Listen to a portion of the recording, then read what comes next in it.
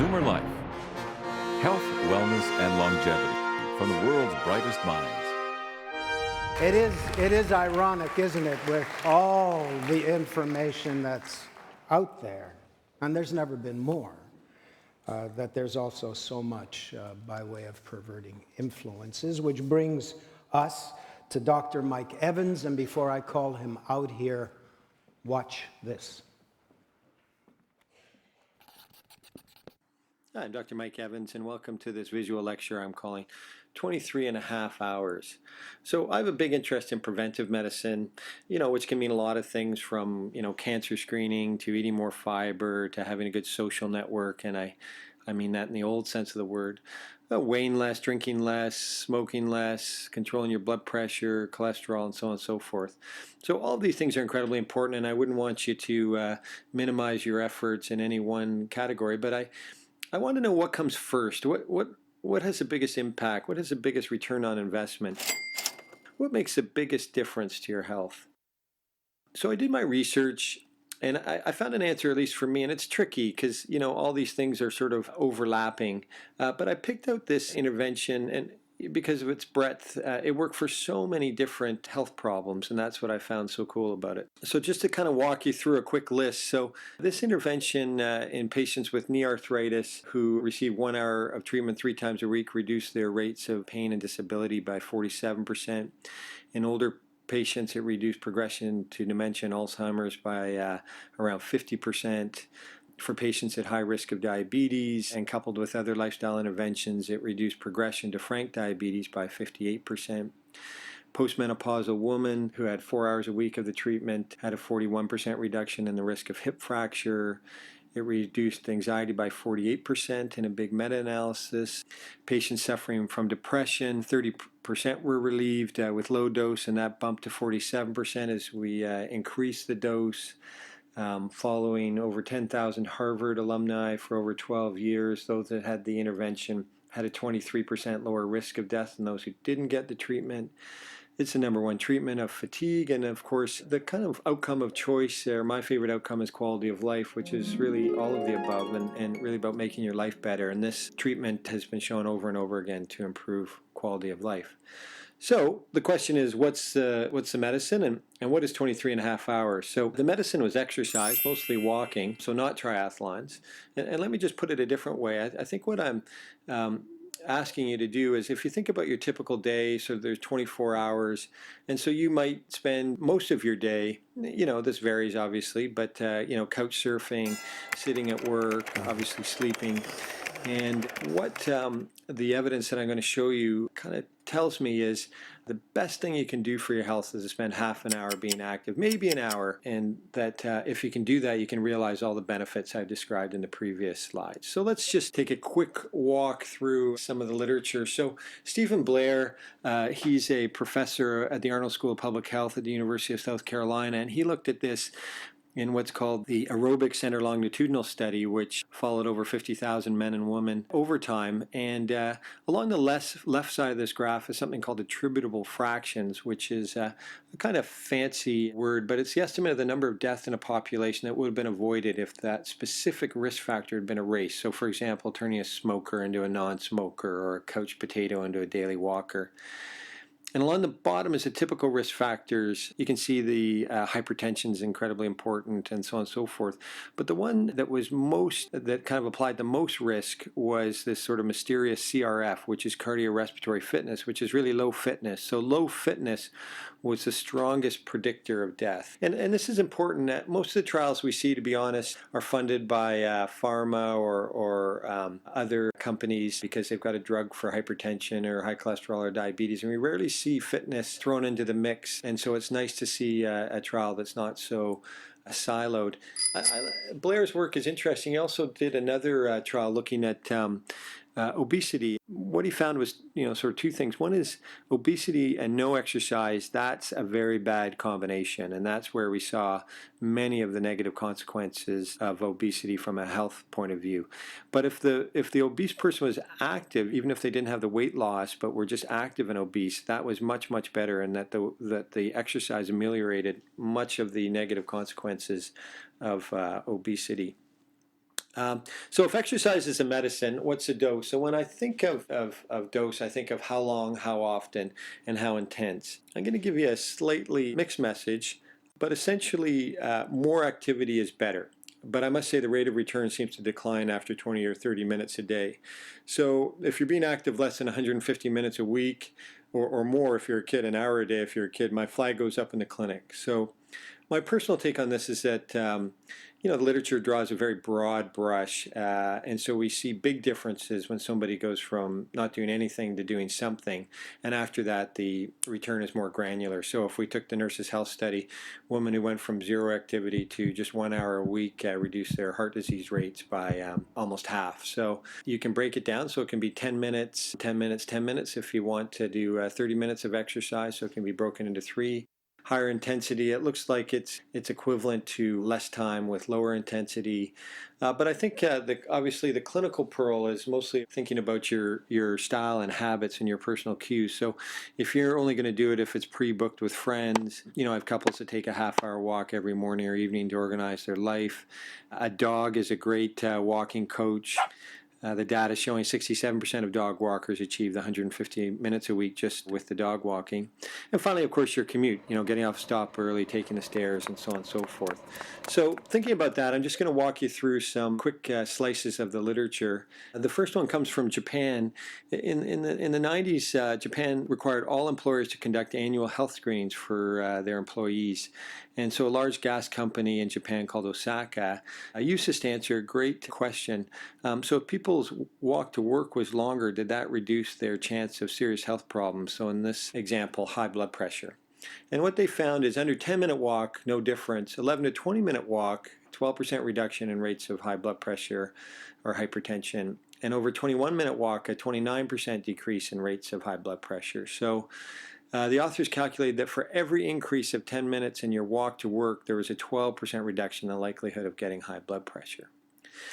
The second exhibit is looking at stents. So this is something we commonly do down medicine. So you can see on the left here, the artery's blocked. On the right, a vascular surgeon's gone in and put in a balloon, opened it up, and left a stent to keep it open, which makes great sense.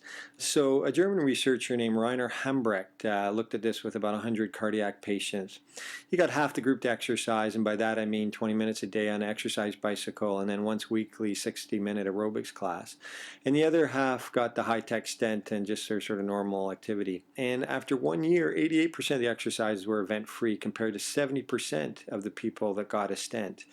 So both worked, but I find it sort of incredible that the low tech made a bigger difference. And you have to remember that the stent just fixes one part of the heart. The next way to think about it is the reverse. So what I call sitting disease. We know that being sedentary is bad for your health, but a researcher named Leonard Veerman wanted to quantify this, and he did so down in Australia in a big study they did there. They found, compared with persons who watch no TV, those that spend a lifetime average of 6 hours a day watching TV can expect to live about 5 years left. I mean, that's incredible. But then I think, who watches 6 hours a day of TV?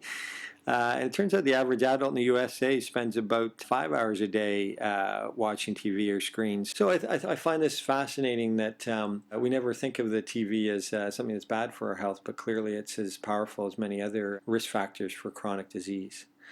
So I'm just going to leave you with, I guess, two quotes. So one is Jerry Garcia, the singer who is the lead singer for the Grateful Dead, and he said, somebody has to do something. It's just incredibly pathetic that has to be us. And I think that's true, that in some ways it has to be us. As Hippocrates said, walking is man's best medicine. And so I'm going to finish by asking you a question. And this may have some personal challenges for you. So, you might be very busy with work or kids or both, and you may be in pain or have other priorities. But my question to you is, can you limit your sitting and sleeping to just 23 and a half hours a day? So something to think about. Thank you very much.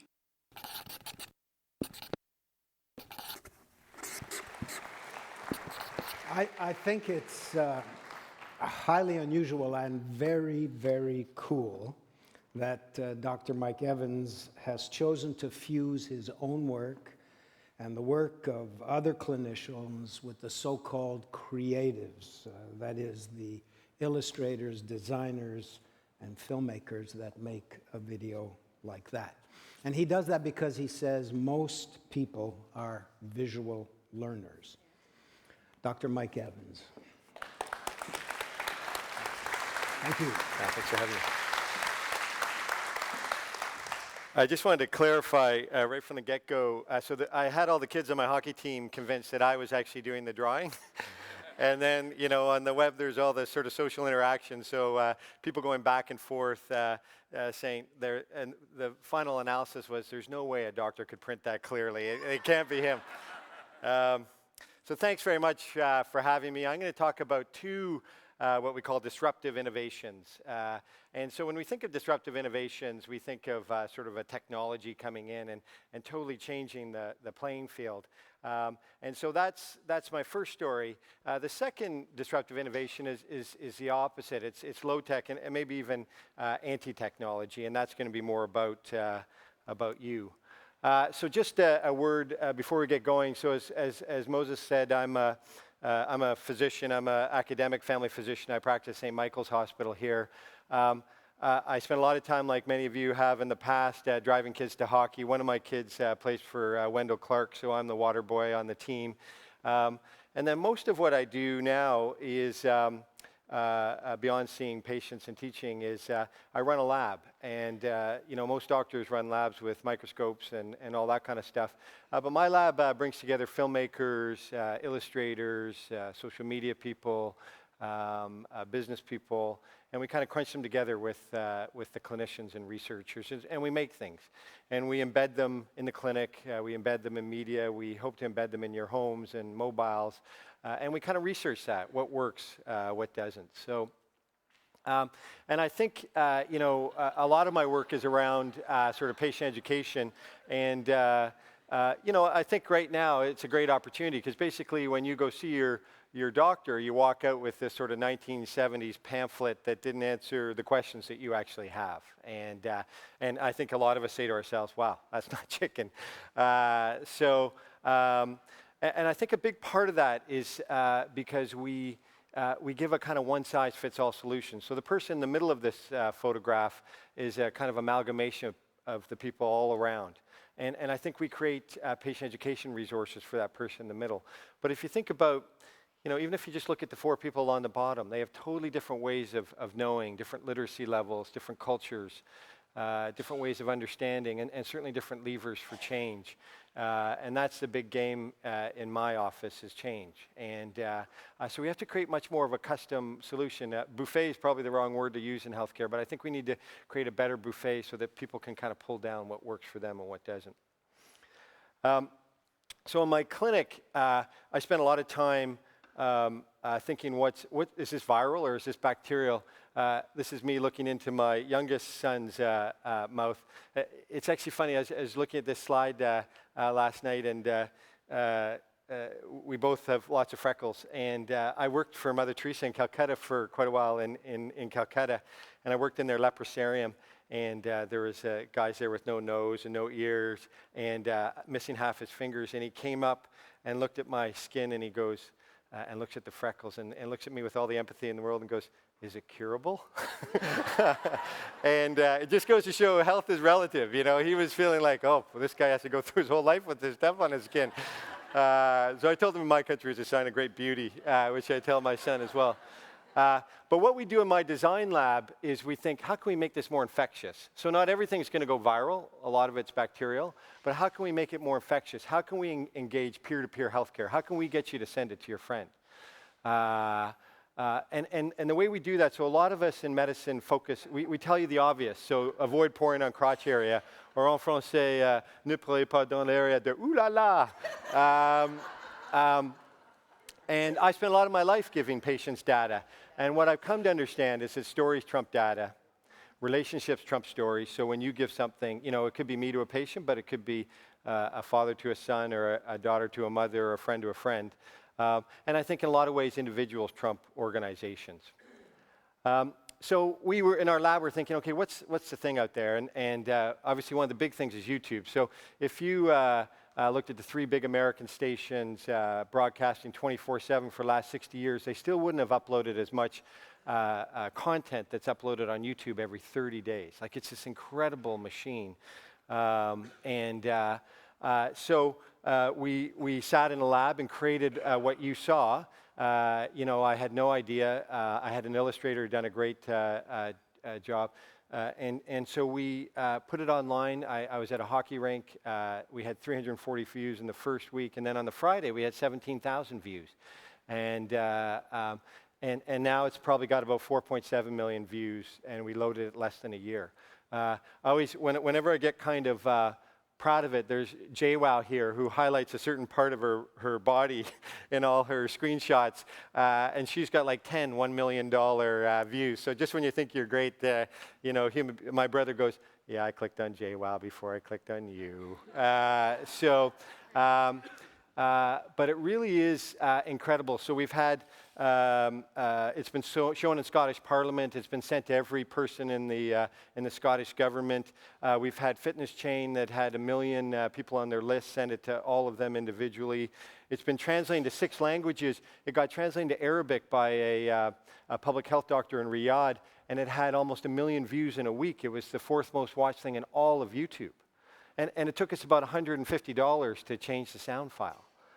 To hit that many people, it's just incredible. We've had lots of likes, some dislikes. 60,000 people have viewed it on their mobile phone in India. We've had about 800,000 people look at it on another website than ours. So people embed it on their website and share it to one another. We signed a deal with YouTube, and we've launched a YouTube medical school for the public. So I see patients one at a time. I started something called the Mini Med School, which is a med school for the public at U of T. And I used to brag that we get 400 people in there. Now I've got 160,000 viewers a month and growing every week. So I have more followers and more viewers than the Heart and Stroke, the Canadian Diabetes Association, and the Canadian Cancer Society all put together. And I had no followers a year ago. So that's a disruptive technology. That's changing the playing field incredibly. It's incredible. And we're starting to kind of build a bigger medical school, which is fun. So the next thing I'm going to talk to you about is another big disruptive innovation. And it's similar to what the first 2 presenters talked about, certainly similar to what Tim was talking about, because the low-tech health innovation is actually you. And it's a similar message. The theory is that we're all looking for that next big hit. We're looking for the new machine, the new workout, the new goji berry, the new superfood. And at the end of the day, I think it's all actually in you, and it's a slightly different angle than what Tim was talking about. So obviously the video is about moving, but it's a lot about your thinking and your attitude, your relationships, and your habits. So this is just one slide, and it's a different view than Tim's view, but definitely overlapping. So this is patients in the ACLS who were fit or unfit, not obese. And you can see here, if you were obese and you were fit, your health outcomes were much better. You died less. So patients are coming into my office all the time in this sort of learned helplessness cycle of obesity. And I get the Vandy play. If you can lose weight, that's great. That will have health benefits. But if I was the Minister of Health, I'd be saying, I'm more interested in you being active. I'm more interested in you walking. Which is counter to what people talk about. And I think there has to be a culture change. So if you're like me, you're sort of searching around for that that parking spot that's like 20 feet closer, and you get it, and you're like, yes! And I always now I think they should have a parking at the back of the lot for people who want to live longer and have a higher quality of life. And it's a culture change. I think we need to make our life harder. I tore all my ankle ligaments in August, and I've walked around in a cast, and I got so tired. I was so inactive. So I started bicycling, and one of my friends took a picture of me as I was bicycling by with my cast, and then sent it to all my other friends saying, would you trust this man to be your doctor? So I think you have to sort of think about making your life harder. And so one of the things I want to think about, when we think about change, we think about the big New Year's resolution and a big change, and I'm going to lose all this weight. And I would actually have the opposite approach. I actually think it's about looking at your week and saying, hey, I'm drinking juice or pop. How can I substitute that with water? How can I add another 10 minutes walk to my day? How can I take the stairs? How can I park farther away? How can I get off a stop earlier? And thinking about tweaking your week. Because I think it's all about habits. So this is Michael Danzinger's study looking at randomized controlled trial done in 2005, looking at the Atkins versus the Zone versus Weight Watchers versus Ornish, which was a kind of healthy vegetarian diet in the US. So which one works better? Well, when they went head to head, as you can see, the answer is there wasn't a difference at all. The one thing that predicted a difference was however well you stuck to whichever diet you pick. The individual diets didn't make a difference. It was your habits that predicted differences. So people are coming in looking, oh, is this diet? Doesn't matter to me. You pick whatever diet you pick. Some are healthier than others, for sure. But if weight loss is your outcome, it's much more about your habit than the diet itself. Another look at that is the National Weight Control Registry. So over 10,000 members, they've kept off their weight for over a year, often a lot of weight, so on average 30 pounds, more women than men. What were their habits? Well, they ate breakfast. They limited their TV watching. They self-monitored. So Rena Wing, who's running these trials, did a stop-regain trial. The number one predictor of people who were able to keep off the weight was they weighed themselves frequently. Because when you're making your 100 food decisions a day and you were 2 pounds over that morning, you veer to the one way. They're able to, they'll accept the occasional derailment and kind of get back on track. They didn't have different rules for weekends or holidays. And they walked. So Tim's right, an hour of activity and you have a muffin and a fat latte. They're about equivalent. However, the people that are able to keep weight off tend to be active. So caloric-wise, it's a no-brainer. But the people who are active tend to be able to keep their weight loss off because it's all a kind of self-fulfilling prophecy. The next thing I want to talk to you about is relationships. And I love this slide, and I shouldn't love it because it's about people dying. But when somebody dies, their partner has initially a 60% increase in risk of death, and then that drops down quite quickly over the month, and then it actually stays at 20%. And I love this trial because it's like these are the ties that bind. You know, we're so interdependent. And I see these incredibly cranky couples in my offices, and but they're interdependent. Two great styles. One the PATH study. And one the cable study, one looking at relationships and one looking at, well, when you're partnered up, does the quality of the partnership make a difference? And the bottom line was, if you're a man, having a partner is good, and having a higher quality relationship is better. If you're a woman, having a partner is a good thing mostly. However, a poor quality relationship, it's worse. So men seem to kind of trundle on despite the quality of the relationship. For women, it's quite deleterious on their health. There's a great study in Eastern Europe when they were sort of falling apart, and when women died, when women died, the quality of the men's life crash kind of thing. When women died, when the men died, the woman's quality of life went up. But the thinking was that there was such a bad economy that they couldn't do it, but who knows. Friendships are clearly important. 11% of people have no friends. And you probably don't see those people that often, but I see them all the time in my clinic. And if I could write a prescription for loneliness, that would be great. But if you have a relationships, less than 5 kind of key relationships in your life, that is predictive of poor health outcomes. And by the way, it seemed to had to be friendships. So kinship, which is relationships around family, can be destructive as well, as we all know. They can obviously be completely constructive, but it was those friendships outside of your family that made a difference. So this is my last one. So changing your thinking. So this is fascinating. So what about your attitude? What if you're just sort of optimistic or the reverse, cynical? And by optimistic, I mean, they're not overly cheerful. It's just that their automatic response is that they know they'll have to endure the odd rainstorm to have a rainbow. They have a confidence about the future, and they see people as inherently good, and things will work out for the best. So these people are not, if the person's 1 second not going at the green light, they aren't hammering on the horn. They're just a little bit more zen. And this guy in the corner is Martin Seligman, and he's written a book on actually learning optimism. And people think you're born with these things, but you can actually learn it. And so this is Hillary Tyndall's study looking at women. There has been studies done in men as well, but the Women's Health Initiative, over 90,000 women before they had heart disease or cancer. And if you scored in the top 25% of optimism, you had a 9% lower chance of developing heart disease and a 14% less chance of dying of any disease. The worst was when you were the opposite, so a cynical hostile. And when you were cynical hostile, you had 23% increase risk of death and a 16% increase in the total mortality.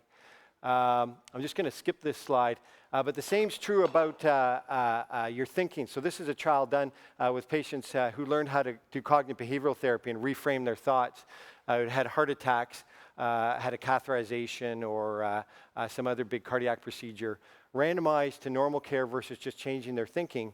And the person that had done that had 41% less heart attacks, 28% less death by just changing their thinking. We're not talking about a pill or a diet or an exercise program. Like, to me, that's incredible. So one way to think about this is when we think about our lives, 10% is what happens to us and 90% is how we react. And I do buy that. So in the end, can you limit your sitting and sleeping to just 23 and a half hours? Can you think about your daily week and kind of redesign your habits, look for low-hanging fruit? Can you connect in a more meaningful way with people in your life? And can you change your thinking? Can you be more mindful? Can you be more optimistic? Can you have that auto-response? And that's it. Thank you very much for having me. Dr. Mike, I love that illustrated video, and I'm hoping to be in touch with you after the conference, because I think this would be a very good vehicle for bursts of information on, dare I say, television. I know television hasn't done very well here this morning, and some of you may know I work in television, but I'm very impressed by these animations, and I read somewhere that you may be doing more, or have you already done more? Yeah, so we've done quite a few more. We've done about 7 or 8. We've done ones on stress, concussions for kids. We have one that came out last week around the HPV, which is a vaccine for cancer. We're doing hip and knee replacement coming up, and so there's... Do these belong to the clinic? Are the rights to these animations in your hand or in the filmmaker's? No, they're in my hands, and so the hospital finds it hard to sign a deal with YouTube. So they're in our hands, and so yeah, that's our goal. Is I think you're totally right, and I think we need to embed more of this positive messaging. I think when we look a lot of our health, it's because stuff has been marketed to us that hasn't been good for our health, and it's time to reverse that tide. Well, we'll be in touch, and I hope we can do a deal. Okay. All right. Thanks, Dr.